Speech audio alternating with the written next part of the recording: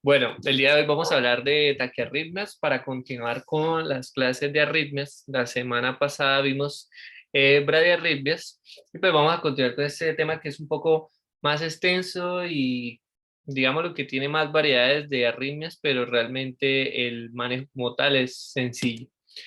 Entonces, bueno, los casos, el primer caso es un paciente de 59 años de edad con palpitaciones repentinas y cefalea con luces en los ojos.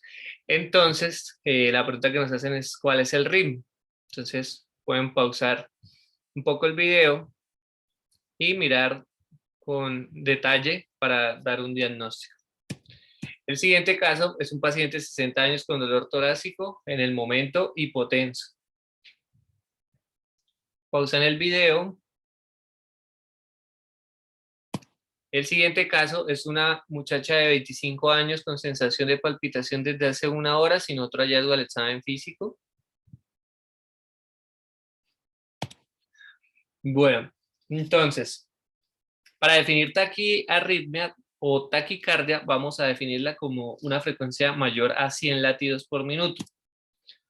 La sintomatología va a ser palpitación en el pecho o en el cuello, diaforesis, sensación de malestar, dolor en tórax y incluso algunas pueden ser asintomáticas.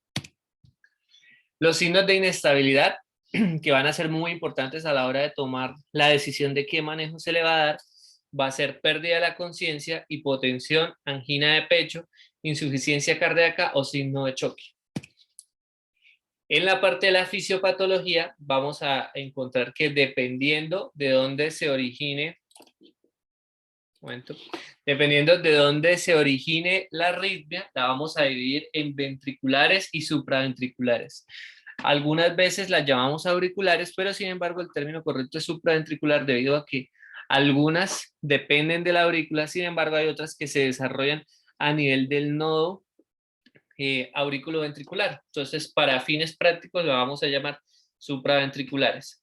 En las supraventriculares tenemos la taquicardia sinusal, que pues se deriva como tal del propio nodo sinusal, la taquicardia atrial, que ya viene de un foco ectópico de la aurícula, la taquicardia atrial focal o multifocal, que pues ya van a ser múltiples focos disparando desde la aurícula, el flóter auricular, que es un único foco con un complejo de reentrada, y la fibrilación auricular, que van a ser múltiples focos disparando a frecuencias elevadas y discontinuos. También encontramos la taquicardia de la unión, la taquicardia por reentrada del nodo AB, la taquicardia por reentrada del nodo AB con vía accesoria. Tenemos la taquicardia ya ventriculares como tal de la masa ventricular, que sería la taquicardia ventricular y ya la fibrilación ventricular. Entonces, en el enfoque de taquiarritmias, como es una lesión, es una enfermedad, una patología que compromete la vida, vamos siempre a evaluar todo en el sistema ABCDE, en el cual primero tenemos que asegurar la vía aérea, la necesidad de oxígeno, la reanimación con líquidos y posteriormente la monitorización de los signos vitales y realizar el electrocardiograma. Entonces, cuando tenemos ya el electrocardiograma, tenemos un enfoque que es bastante sencillo, en el cual vamos a dividir si es un QRS ancho o un QRS angosto. Ancho llamamos a más de 3 cuadritos, que equivalen a 120 milisegundos, y QRS angosto a menos de 3 cuadritos, que equivalen a menos de 120 milisegundos. Cuando es un QRS ancho, vamos a mirar si es regular o irregular. Entonces, este puede ser irregular si hay una fibrilación auricular preexcitada, si hay una taquicardia ventricular polimórfica o si hay una fibrilación ventricular. Y puede regular si hay una taquicardia ventricular normalita, una taquicardia supraventricular con aberrancia o preexcitación o un bloqueo de rama previo que el paciente ya haya tenido previamente registrado en otra atención. El otro que vamos a tener es el QRS angosto, en el cual vamos a hacer la misma diferenciación si es regular o irregular. Cuando tenemos un QRS angosto, vamos a tener que si el RR es irregular, la gran mayoría de las veces se va a tratar de una fibrilación auricular. y también puede tratarse de una taquicardia atrial multifocal. Si el RR es regular, vamos a tener la taquicardia sinusal, la taquicardia atrial monofocal, el flúter auricular y la taquicardia supraventricular paroxística, que hace parte de los bloqueos, perdón, de las taquicardias por reentrada. Entonces, aquí la pregunta es, ¿cuándo vamos a tener, cuáles son los escenarios que nos van a llevar a presentar un QRS ancho?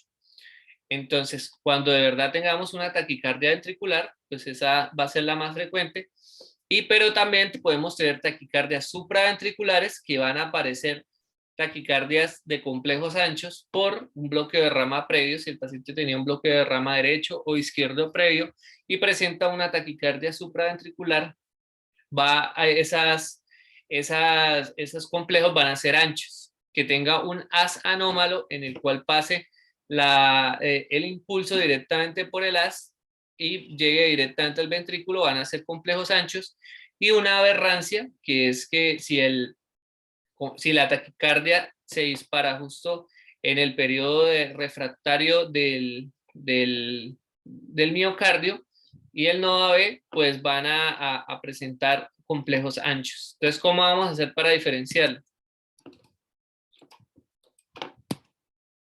Entonces, la forma de diferenciarla va a ser de dos formas. Hay dos formas de diferenciarla. Esta es la forma más demorada, por decirlo así, porque pues en el escenario de urgencias pues vamos a tener que tomar decisiones rápido, porque muchas de estas taquicardias colapsan al paciente y el paciente va a estar en una situación que amenaza la vida.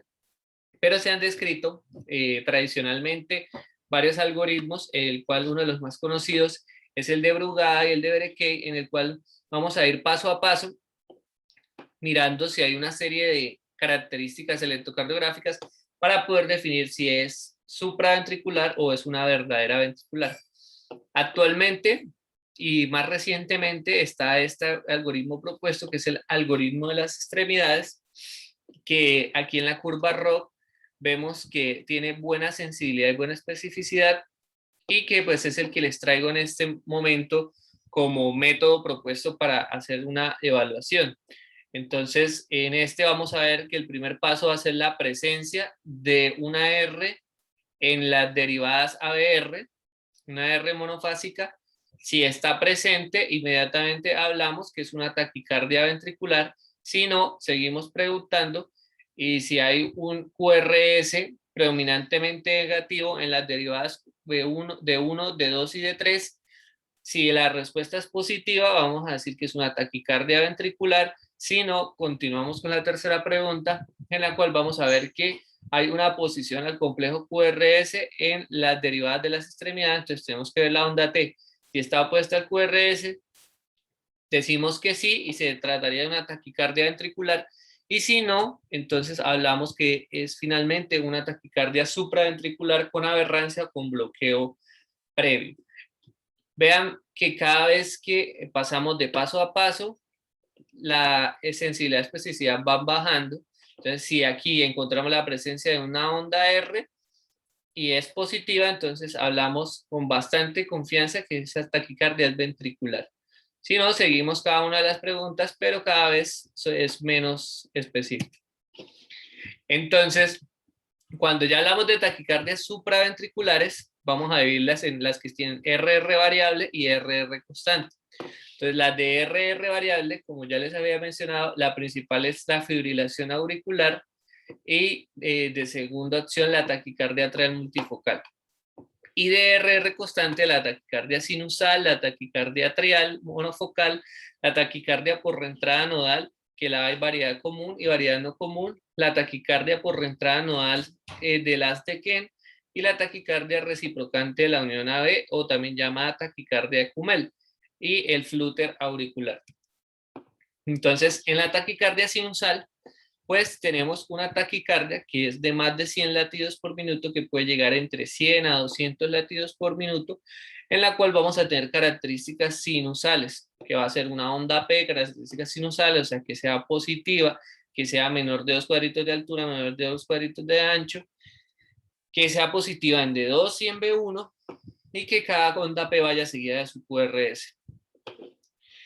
¿Qué pasa con esta taquicardia sinusal? Pues es un hallazgo electrocardiográfico muy frecuente porque va a ser desencadenada por todo tipo de situación como estrés, deshidratación, fiebre, anemia u otra condición fisiológica que aumente la frecuencia cardíaca como tal. Entonces, vamos a llamar a la taquicardia sinusal como apropiada cuando hay un estímulo que la está desencadenando, y la inapropiada cuando no se encuentra ninguna causa y se encuentra el ritmo cardíaco por encima de los 100 latidos por minuto sin encontrar ninguna causa. Entonces, cuando la causa es encontrada, pues el tratamiento es la corrección de la causa. Es decir, si tiene fiebre, pues inmediatamente hacemos el tratamiento para la infección que pueda tener. Si está deshidratado, igualmente, si está anémico. Pero cuando la taquicardia es inapropiada, podemos usar beta bloqueadores de cualquier tipo, como el metoprolol, bisoprolol, nebivolol, para controlar los síntomas que a veces son molestos. La taquicardia atrial es un foco allá en la aurícula que empieza a disparar y empieza a tener un aumento del automatismo, o sea, empieza a dispararse más rápido que el foco sino auricular, y como tal, pues detiene su actividad, o sea, la sobrepasa. Y vamos a encontrar que como es del tejido auricular como tal, pues va a tener unas ondas que la vamos a llamar ondas P', que van a ser de morfología diferente a la sinusal. Sin embargo, dependiendo de dónde se localicen, puede que esas ondas P a veces sean parecidas a las ondas P sinusal si se encuentran si el foco de ectopia se encuentra muy cercano al nodo sinoauricular, ¿sí? Entonces, usualmente esto suele suceder en pacientes que ya han tenido patología estructural, valvulopatías, dilataciones auriculares, que han presentado previamente un infarto, que han tenido arritmias, que tienen falla cardíaca. Entonces, casi siempre van a suceder ante el concepto de patología estructural como tal. Aquí me quedo mal.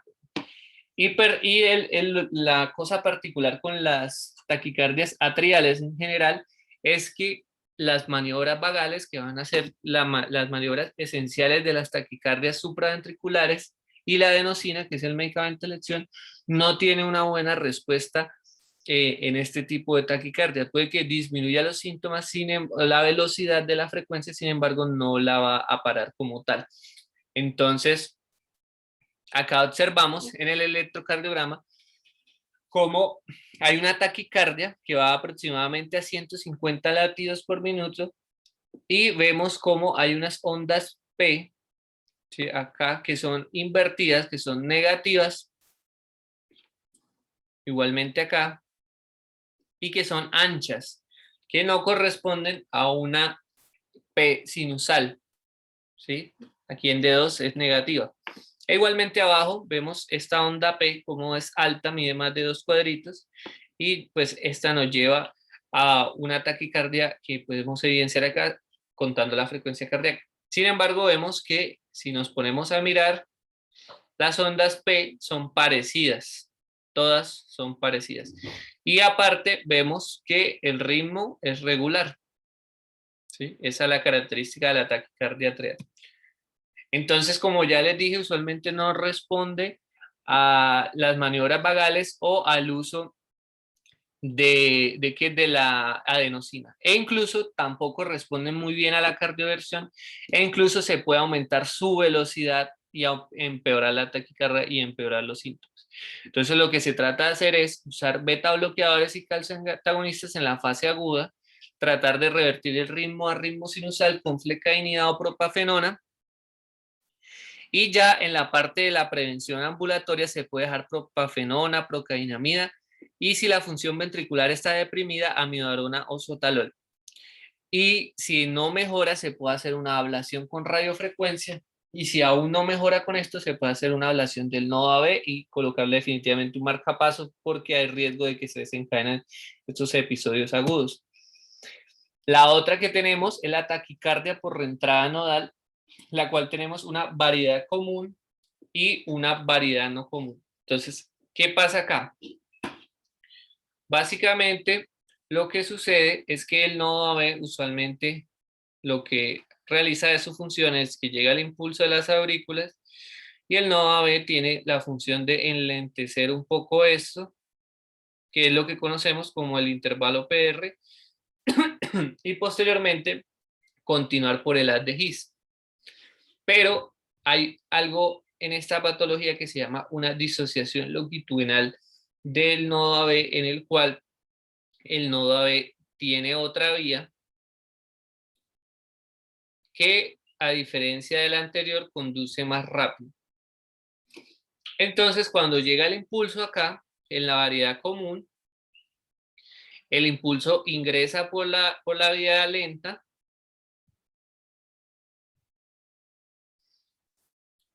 y como va lenta, alcanza a despolarizar la parte de las de His y los ventrículos, pero se devuelve por la vía rápida e inmediatamente forma aquí una ectopia, o sea, estimula la aurícula, que vuelve y hace de nuevo el ciclo de volver a estimular por la vía lenta, y esto es lo que se conoce como reentrada. Es un ciclo. Entonces, ¿qué pasa? Esa es la variedad común cuando se conduce por la vía lenta inicialmente y se devuelve por la vía rápida, en el cual vamos a encontrar una taquicardia que va a ser de PR corto, de RP corto, perdón. O sea que si medimos complejo, vamos a encontrar que la distancia del RP es menor que la del PR, porque como vemos, este paciente llega a la conducción por acá e inmediatamente se devuelve y forma otro estímulo acá, ¿sí? Esto es un poco más electrocardiográfico que clínico, pero bueno. Y la variedad no común pasa a lo contrario. Tenemos la vía lenta y tenemos la vía rápida, y en este caso el impulso pasa por la vía rápida, despolariza los ventrículos y se devuelve la conducción y se devuelve por la vía lenta. Estimula la parte auricular y eso nos lleva a que tengamos una variedad no común que es de RP largo, en la cual vamos a tener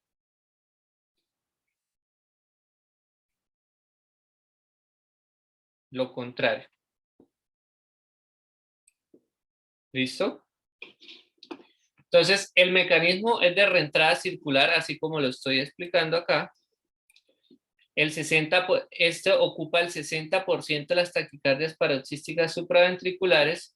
Puede llegar hasta 150 a 250 latidos, lo cual puede llegar a ser muy sintomático. Y estas son las que clásicamente responden muy bien a maniobras vagales y a la adenosina.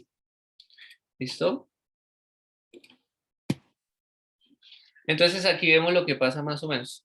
En condiciones normales, la propagación del impulso eléctrico se hace a través de la vía rápida, ¿sí? Igual pues hay un lentecimiento por más rápida que sea, que es la vía normal del nodo AB.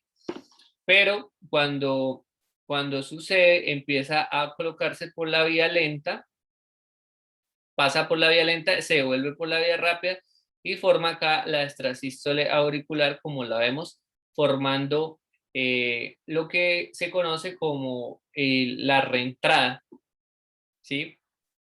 Y pues acá vemos como el PR es alargado, o sea, esta sería una variedad no común. El PR es alargado más que el RP. ¿Listo?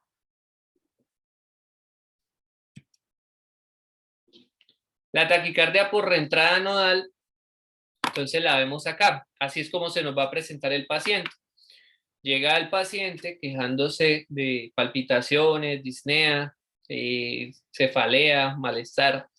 Y vemos una taquicardia que es de complejos estrechos todos son estrechos, en el cual no evidenciamos onda P. Entonces se dirán allá, pero no Constitución nos mostró que acá había onda P. Pues sí, pero en este momento cuando llega el paciente, tiene una taquicardia muy rápida, en este caso son 300, son como 200 y pico. Entonces usted no va a poder ver la onda P porque va a quedar encima de los complejos QRS o de la onda T. Entonces, en este caso, lo que se debe hacer es, depende. Si el paciente está estable, se le hacen maniobras vagales o adenosina, y si está inestable, pues se le hace cardioversión electro. Si está estable, se le hace maniobras vagales, luego el electro va a disminuir de frecuencia cardíaca y va a pasar a esto. Entonces aquí vamos a poder ver en la variedad común que el RP es menor que el PR, y en la variedad no común vamos a ver que el RP es mayor al PR, ¿sí? Entonces esta es la que es de RP largo. Eso solo se va a poder identificar una vez se le haga las maniobras vagales o la adenosina. De resto, pues acá es imposible. Ahora, va a haber otro tipo de taquicardias supraventriculares que van a ser por vía accesoria. Unas van a ser anchas y otras van a ser estrechas. La FA preexcitada es una de las que tenemos acá, la taquicardia ortrodrómica y la taquicardia antidrómica y la ecumeno. Entonces, ¿qué es lo que pasa acá? Lo que pasa es que el paciente ya previamente tiene un AS anómalo, que en el caso del Wolff-Parkinson-White se llama el AS de Ken. Sin embargo, no es el único que hay. Existe el AS de James y las fibras de Mahain. Y esto lo que hace es comunicar directamente la aurícula con el ventrículo, ¿sí? Y conduce pues a una velocidad variable, pero usualmente más que el nodo AB. Entonces, si un paciente tiene una fibrilación auricular en el cual tenemos múltiples focos disparando a una velocidad alta, usualmente el paciente que no tiene este AS anómalo, todo esto llega al nodo AB y el nodo AB canaliza gran parte de esto y solo pasa algunos impulsos y van enlentecidos por su función enlentecedora normal. Entonces es la típica fibrilación auricular que vemos al paciente con su QRS sin onda P, con el RR irregular, pero sin ningún problema. Y acá vemos las ondas F minúsculas que van a una frecuencia, pues digamos que alta, ¿sí? Pero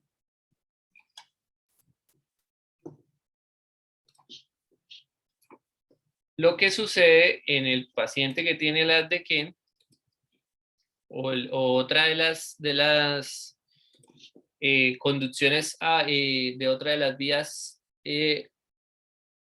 accesorias es que todos estos impulsos pues encuentran fácil entrar por este haz que aparte que va directo pasa rápido. Entonces todos estos impulsos llegan acá, todos, y no se filtran. Algunos pasarán por acá, pero la gran mayoría pasa por acá y los recibe directamente el ventrículo.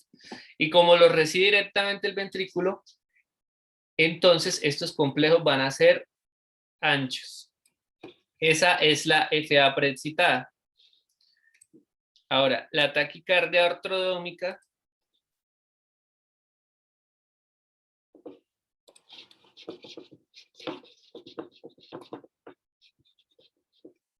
lo que sucede es un poco diferente. En la taquicardia ortodrómica hay un AS anómalo que usualmente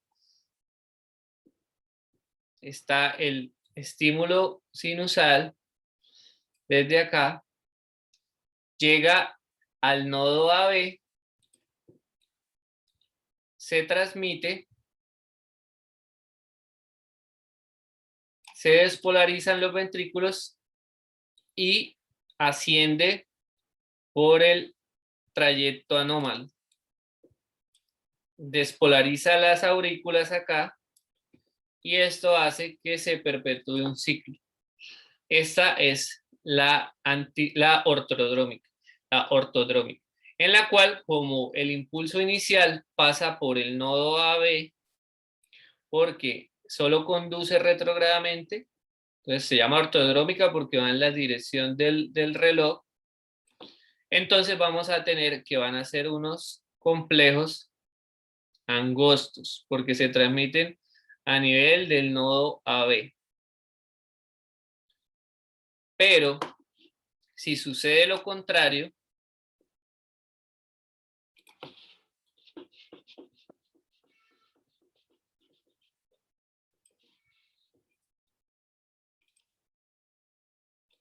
y llega el impulso normal y encuentra el NASA anómalo, que es más rápido, pasa por acá, despolariza los ventrículos,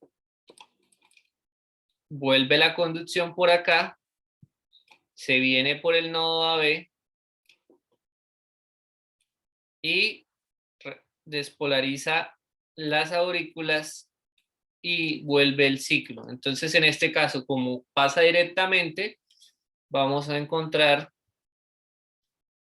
complejos anchos. ¿Sí?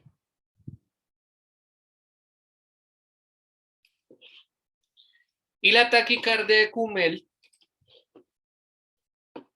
es una taquicardia un poco diferente también dependiendo de un asa anómalo, pero que ese asa anómalo solo conduce retrógradamente, pero adicionalmente tiene una función de lentecimiento.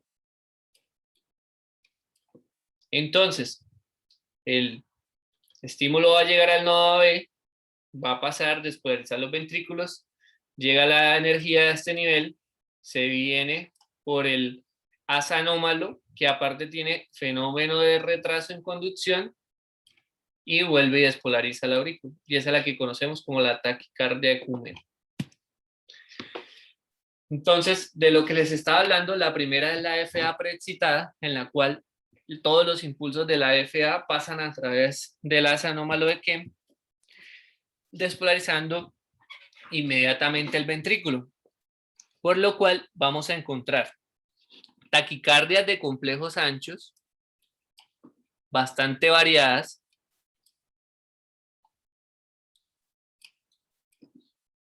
¿sí? Y vamos a encontrar que si miramos el RR, es un RR variable.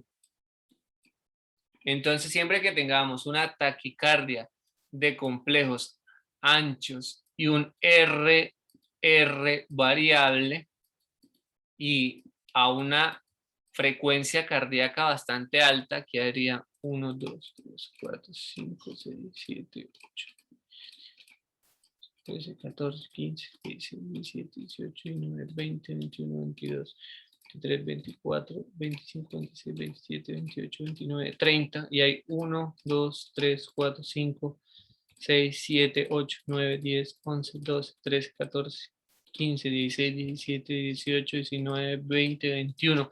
Hay 210 latidos aproximadamente. Entonces es una frecuencia cardíaca de 210 latidos de una taquicardia de complejos anchos y un RR variable. Lo primero que se debe pensar es una FA preexcitada. O sea, ese paciente tiene un asa anómalo, ¿sí? Ya vamos a ver luego el manejo. El manejo en este caso, pues es como ya les expliqué acá en la anterior diapositiva,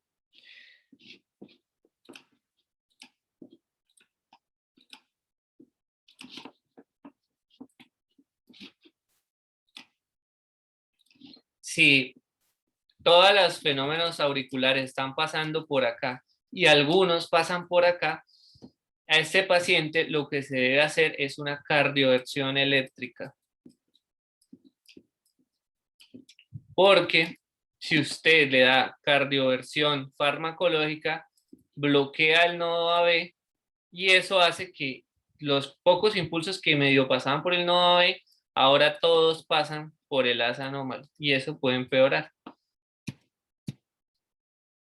Entonces, Esta es la ortodrómica, en la cual decíamos que pasaba por el haz lento e inmediatamente subía por el haz rápido, en la cual íbamos a tener una taquicardia de RP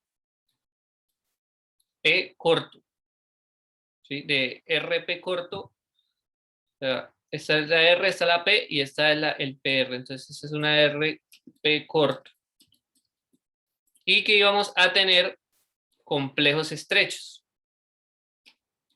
Porque inicialmente la taquicardia pasa por el haz, el nodo AB. Entonces, como tiene el proceso de lentecimiento normal y es estrecho, vamos a tener que es estrecho, a diferencia de la antidrómica, en la cual pasa primero por el haz anómalo y luego se vuelve por el nodo AB. Entonces, en esta sí vamos a tener que esto finalmente va a ser ancho por esta figura de acá, que esto corresponde a la onda delta. Y la taquicardia Kummel, en la cual teníamos el trayecto que conducía en reversa y el lentecido, entonces vamos a tener una onda P acá previa a un QRS que es un poco ancho, está como al límite. Esto pues es realmente más electrocardiografía, lo que les digo, pues eso uno no se pone a hacerlo en la práctica real. La otra que tenemos es la fibrilación auricular, que pues esta ya es súper conocida, en las cuales los criterios son ausencia de onda P, no vemos onda P por ningún lado, RR variable,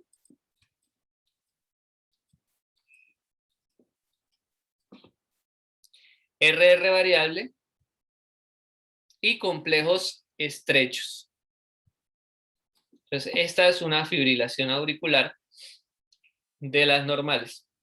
Entonces, el manejo de la FA, cuando es estable, se hace control de la frecuencia, tampoco responde mucho a maniobras vagales ni a adenosina. Entonces, el manejo va a ser con metoprolol, verapamilo, amidodarona o digoxina, pero no responden bien como tal a la parte de la adenosina y a las maniobras vagales. ¿Qué pasa acá? Cuando la FA es inestable, pues vamos a hacer cardioversión. Sin embargo, esta cardioversión tiene algo particular porque en la FA, como es una arritmia protrombótica, hay trombos en la cavidad auricular, entonces puede haberlos o no puede haberlos. Entonces, solo lo vamos a hacer si el paciente se está muriendo y no hay otra cosa por hacerlo. ¿Por qué? Porque hablamos que la FA tiene un riesgo de embolia de... Si la FA es de nueva aparición, o sea, menor a 48 horas, no hay riesgo. Pero si la FA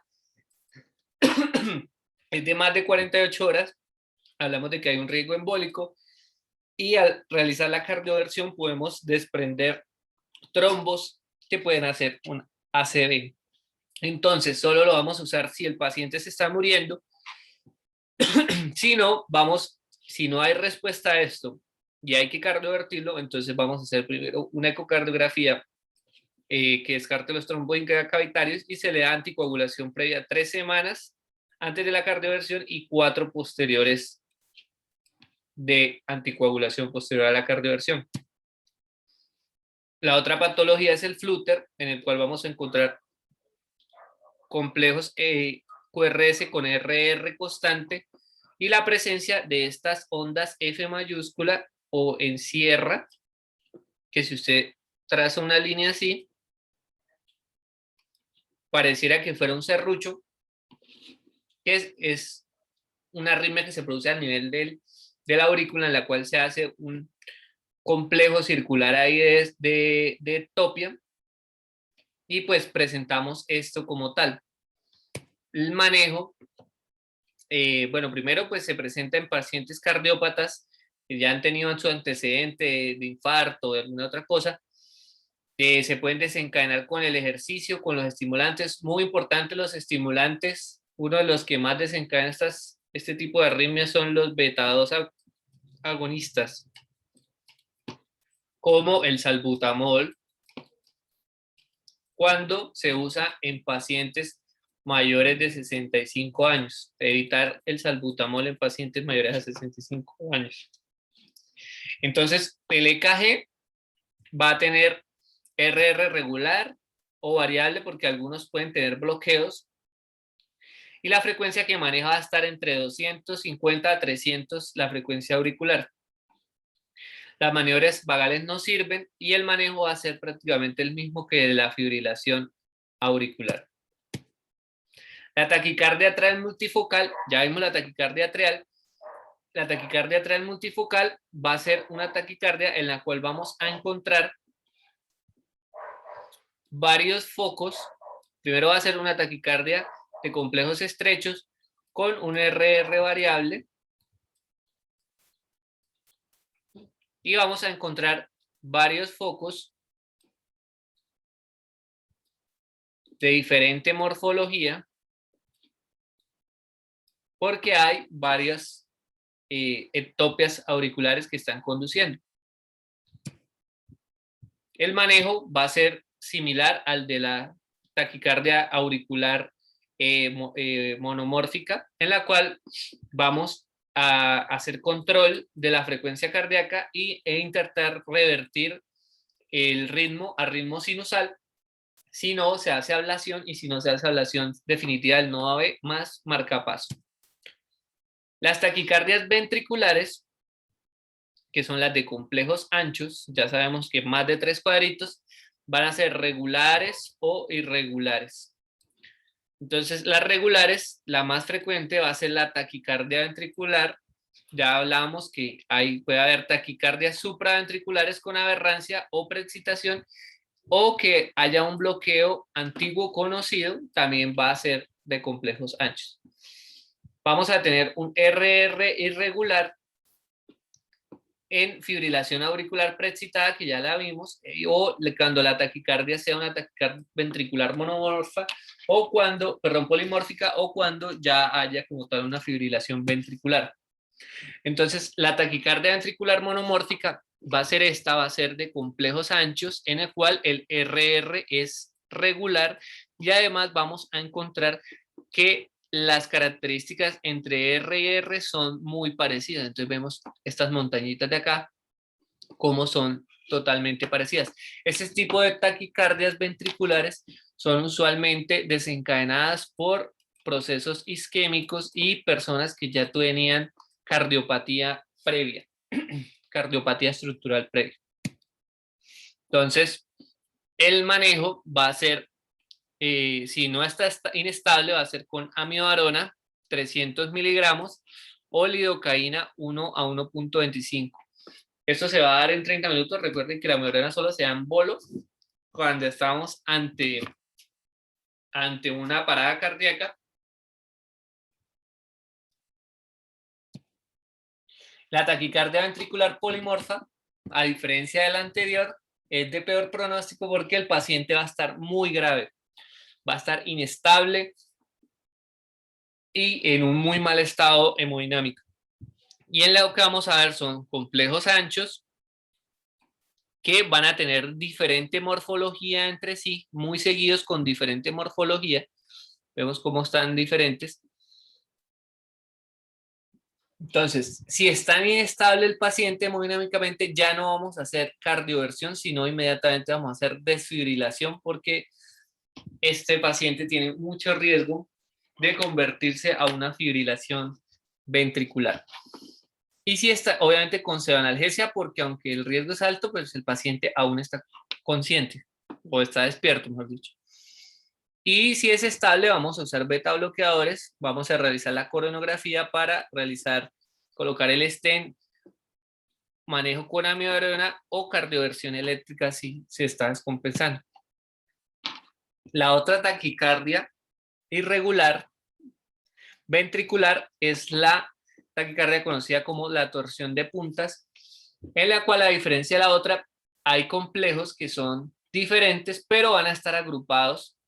Entonces vamos a ver cómo inicialmente son de voltaje bajo, van aumentando, disminuyen, luego aumentan de nuevo, disminuyen. O sea, es una taquicardia que aunque es irregular es bien organizada. En este caso, estas taquicardias se producen por intervalos QT largos. Acuérdense calcular el QT corregido.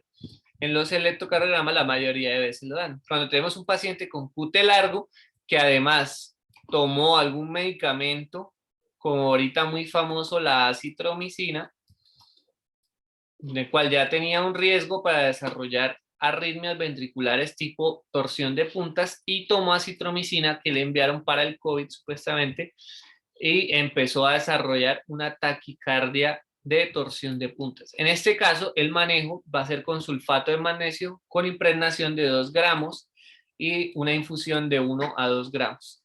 Se puede instalar un marcapaso para buscar una frecuencia entre 80 y 100 latidos por minuto, y en este caso no colocamos la amiodarona porque puede prolongar el QT y empeorar la arritmia como tal.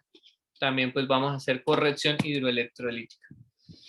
Y ya cuando tenemos un ritmo totalmente desorganizado que no confluye a ningún como tal latido, pues vamos a hablar de una fibrilación ventricular, y en ese caso pues ya hablaríamos de un RCP.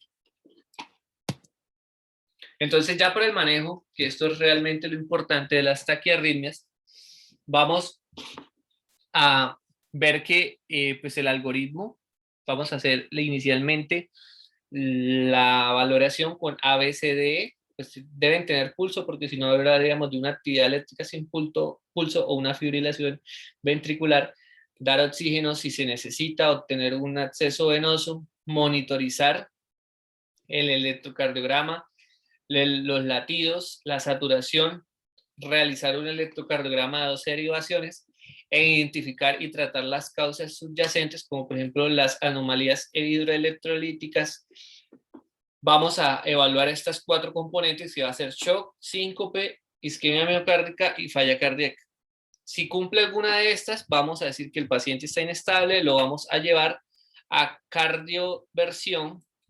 Recuerden que el botón desincronizado debe estar prendido en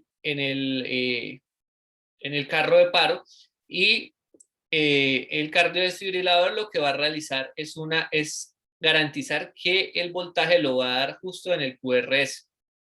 Se lleva a 3 intentos, la dosis ahorita es de 120 julios hasta 200 julios, ya no hace diferenciación entre si es fibrilación auricular, si es taquicardia por reentrada. Entonces vamos a manejar este voltaje para todas, y si se dan 3 intentos, y si no, se intenta cardioversión farmacológica con amiodarona o pues con amiodarona y luego la infusión de esta.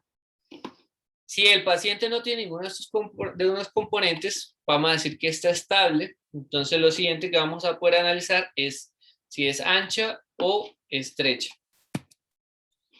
Si es ancha, entonces vamos luego a analizar si es irregular. Si es irregular, aquí la guía de una vez dice busque un experto. Entonces las posibilidades incluyen una fibrilación auricular con un bloqueo de rama previo, ¿sí? Y lo vamos a tratar como si fuera de complejos estrechos. O sea, le vamos a dar el manejo de una fibrilación auricular normal, beta bloqueador, calcio antagonista. Y lo otro que podemos tener es una torsión de puntas, en la cual vamos a dar magnesio. Y lo otro que podemos tener que aquí hace falta es una fibrilación auricular preexcitada, que en ese caso daríamos manejo con cardioversión eléctrica nada más, porque sabemos que si damos cardioversión farmacológica podemos empeorar la sintomatología. Si el complejo es ancho y es regular, entonces lo que podemos tener es una taquicardia ventricular de las normalitas, para la cual el manejo va a ser amiodarona, ya habíamos hablado. O si ese paciente tenía un previo bloqueo de rama, le vamos a dar adenosina al manejo.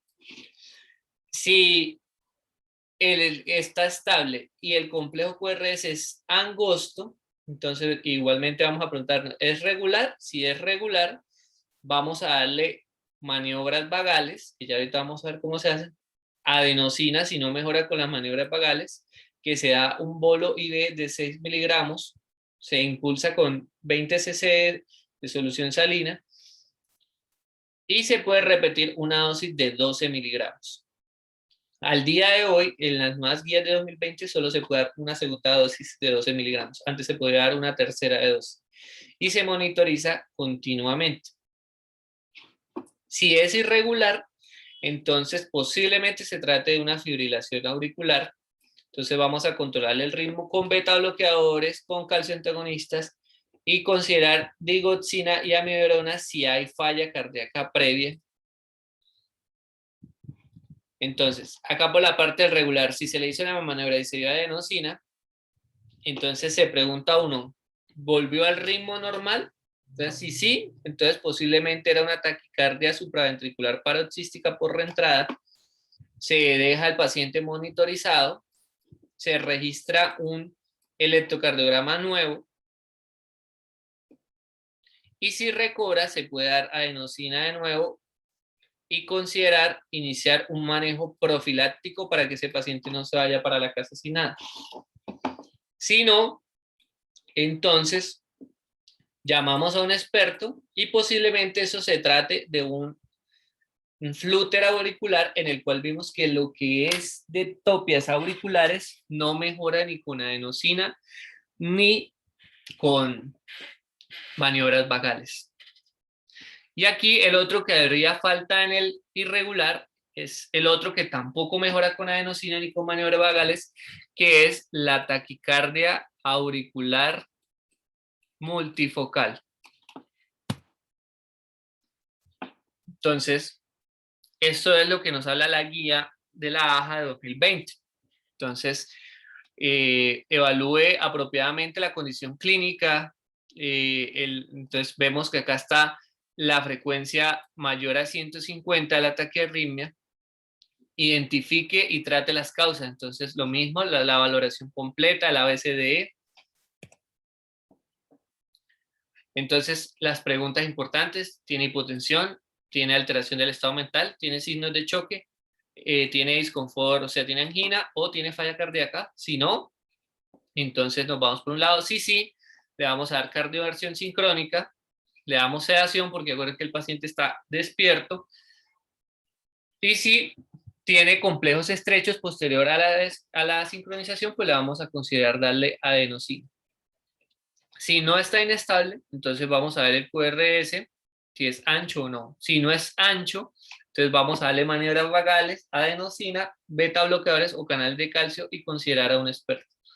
Acuérdense que estos dos, para las taquicardias por reentradas nodales, excelente, pero para las auriculares, las atriales, no es muy bueno, ni para la fibrilación, ni para el flúter. Y si el complejo es ancho, entonces consideramos la adenosina como primera acción, solo si es regular o monomórfica. Y también consideramos la infusión de antiarrítmicos y consultar a un experto. Este esquema que nos proponen acá es porque, como les dije, hay dos formas de saber si es supra o ventricular.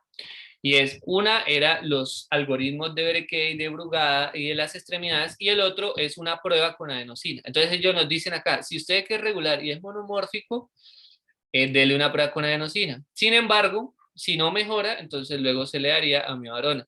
Pero esto realmente en la clínica pues no es muy práctico porque uno pues ante la duda, si usted jamás sabe si es, estudió de todo y nunca aprendió si era supra o ventricular, usted la va a considerar una ventricular, ¿sí? Una ventricular.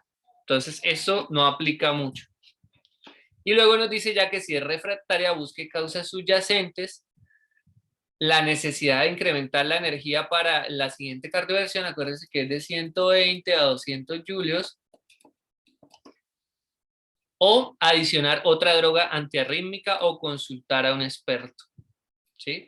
Por eso los algoritmos son fáciles, pero ya vimos que hay unas consideraciones especiales, como por ejemplo las taquicardias atriales, la FA, la del flúter, que no responden bien a las condiciones normales, perdón, las condiciones normales de las taquicardias supraventriculares, y hay que darle beta bloqueadores o canales de calcio.